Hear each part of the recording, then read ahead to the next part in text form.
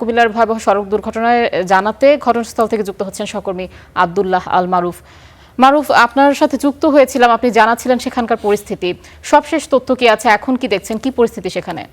আয়শা, আমরা এখনো দুর্ঘটনাস্থলে আছি এবং এই যে আমার হাতের ডান পাশে দেখতে পাচ্ছেন এটি মূলত রিলিফ ট্রেন। এখনই এই ট্রেনে যে মেশিনারি জানা হয়েছে সেটি দিয়ে মূলত যে দুর্ঘটনা কবলিত বাসটি এখনো আটকে রয়েছে এবং একেবারে রেল লাইনের উপরে সেটি কিন্তু সরানো হবে। আমরা একটু দেখাতে চাই আয়শা, এই যে দুর্ঘটনাটি ঘটেছে গতকাল রাত প্রায় আনুমানিক বলছিলেন যে স্থানীয়রা যে 2:40-এর দিকে যখন দুর্ঘটনাটি ঘটে, এরপর কিন্তু পুরো এলাকায় শোকের মাতম ছড়িয়ে পড়ে। অর্থাৎ তারা বলছিলেন, আমরা যখন এসছি কিছুক্ষণ আগেও আয়শা আমরা দেখেছি রেল লাইনের যে পথ ধরে এই বাসটিকে আঘাত করেছিল ট্রেন, সেই পথ পুরো পথ প্রায় 500 মিটার এলাকা আমরা দেখেছি যে পুরো পথে এই রেল লাইনের দুই পাশে রক্তের ছোপ ছোপ দাগ পড়ে আছে এবং দেখছিলাম যে মানুষের যে অপেক্ষা, একজন বলছিলেন যে আসলে তারা শুধু শুনেছেন যে আত্মচিৎকার শুনেছেন, মানুষের শেষ চিৎকার শুনেছেন, এরপরে এসে কিন্তু অনেককেই তারা পাননি এবং বেশিরভাগ যাদেরকেই পেয়েছেন বেশিরভাগই তারা লাশ উদ্ধার করতে পেরেছেন। অর্থাৎ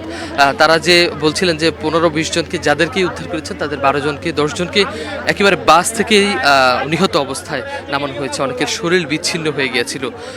বলা চলে যে এই একেবারে ভয়াবহ একটি দুর্ঘটনা এবং স্থানীয়রা বলছিলেন যে এমন দুর্ঘটনা এর আগে তারা কখনোই দেখেননি।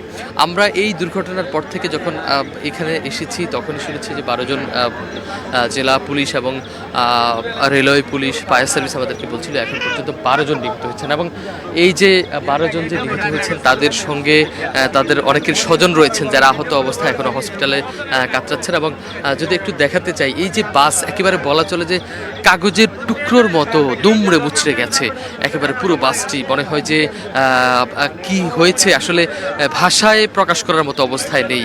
যে পুরো বাসটি প্রায় 500 মিটার এলাকা একটি ট্রেন ধাক্কা দিয়ে টেনে হিচড়ে এনে প্রায় 500 মিটার দূরে ফেলেছে।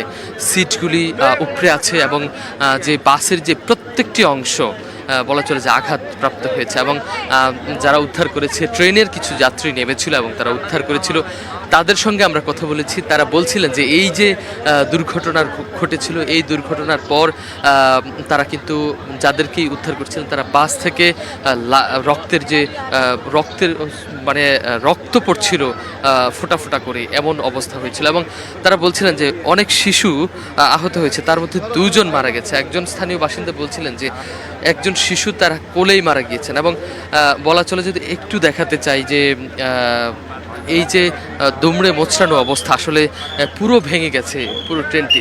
আমরা যখন এখানে এসেছি আয়েশা, এরপর আমরা স্থানীয় বাসিন্দাদের সঙ্গে কথা বলেছি, পুলিশের সঙ্গে কথা বলেছি, আমরা ফায়ার সার্ভিসের কর্মকর্তাদের সঙ্গে কথা বলেছি। তারা একটি বিষয় বারবার বলছিলেন যে এই দুর্ঘটনা থেকে বেঁচে ফেরা একেবারে অসম্ভব ছিল।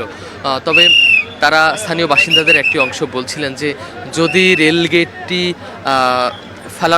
ফেলানো অবস্থায় থাকতো, অর্থাৎ রেলগেট যদি দেয়া থাকতো তাহলে এই দুর্ঘটনা হয়তো নাও ঘটতে পারতো, তারা বলছিলেন। তবে এখানে আমরা যখন এসেছি আমরা কয়েকজনের সঙ্গে কথা বলেছি, স্থানীয় বাসিন্দাদের সঙ্গে কথা বলেছি এবং যারা ট্রেনের যাত্রী তাদের সঙ্গে কথা বলেছি। তারা বিকট শব্দের পর তারা কিন্তু দৌড়ে এসে ট্রেনটিকে দুমড়ানো মোচড়ানো অবস্থায় দেখেছে।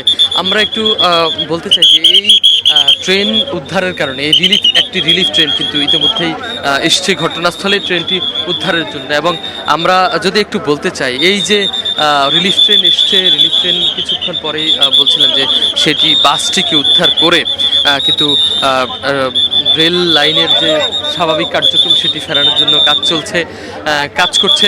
আমরা দেখেছি সেনাবাহিনী এবং র্যাবের সদস্যরা এসেছেন এই যে স্থানীয় জনতার যে উৎসুক জনতার যে ভিড় সেটি নিয়ন্ত্রণের জন্যে। তারা আসার আগেও আমরা যখন কথা বলেছিলাম যারা বিশেষ করে বিভিন্ন আইনশৃঙ্খলা বাহিনীর সদস্য তাদের সঙ্গে কথা বলছিলাম, তারা বলছিলেন যে তাদের যে উদ্ধার কার্যক্রম সেটি অব্যাহত ছিল এবং এখন পর্যন্ত কোনো আহত বা নিহত কেউ বাসের ভেতরে অথবা বাসের বাইরে কোথাও নেই, সবাইকেই হাসপাতালে পাঠানো হয়েছে। এবং পাঠানোর পর এখন পর্যন্ত 12 জনের নিহতের খবর আমরা নিশ্চিত হয়েছি এবং প্রায় 10 জনের বেশি এখন পর্যন্ত আহত হয়েছেন। তবে একটি গুরুত্বপূর্ণ বিষয় আয়েশা জানিয়ে রাখি, এই যে ঘটনাটি ঘটেছে সেই ঘটনার পর কিন্তু কুমিল্লা জেলা প্রশাসক এই ঘটনাস্থল পরিদর্শন করেছেন এবং তিনি বলেছেন যে এখন পর্যন্ত 2টি তদন্ত কমিটি গঠন করা হয়েছে এবং একটি রেলওয়ে পুলিশের উদ্যোগে এবং আরেকটি রেলওয়ে কর্তৃপক্ষের উদ্যোগে এবং আরেকটি তদন্ত কমিটি গঠন করা হয়েছে জেলা প্রশাসক কার্যালয়ের একজন ম্যাজিস্ট্রেটের মাধ্যমে, ম্যাজিস্ট্রেটকে প্রধান করে তাদেরকে বলা হয়েছে গঠন করা হয়েছে এবং তাদেরকে দুর্ঘটনার কারণ কি এবং দুর্ঘটনা কিভাবে ঘটেছে এই ঘটনায় বিস্তারিত তাদেরকে তদন্ত কমিটির মাধ্যমে তাদেরকে জানানোর জন্য বলা হয়েছে। আয়েশা, এই ছিল আমার কাছে কুমিল্লার রেল দুর্ঘটনার সর্বশেষ। আয়েশা। মারুফ, আপনাকে ধন্যবাদ।